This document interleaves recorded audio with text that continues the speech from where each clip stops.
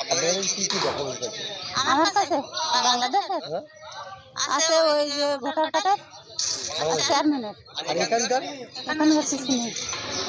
ওই আসবে মানে দালাল কত টাকা নিয়েছিল? কত টাকা? কত টাকা? কত করে গাড়িটা 2,500 টাকা। কয়জন নিয়েছিল? কয়জনকে নিয়েছিল? আমরা তো 4 জন আসলাম। 5,000 মধ্যে ঢুকলাম। কতদিন থাকলেন? ডকুমেন্টস করার চেষ্টা করেননি? কেন করেননি? কবজিত ছিলেন। 3 বছর। আর এখন ফিরবেন কেন? এসছি ওখানে আইডি কার্ড ছিল না আর ওই আমার মানে আমার ওয়াইফটা একটু অসুস্থ মানে একটু পেটের একটা অবস্থা করার জন্য এই জন্য আমাদের খুলনা জেলা কয়রা থানা। হ্যাঁ পেটের টানে তো এসছি, পেটের টানে তো এসছি। চিকিৎসার জন্য এসেছি। কত বছর ছিল? এই ধরো 22 সালে এসেছি।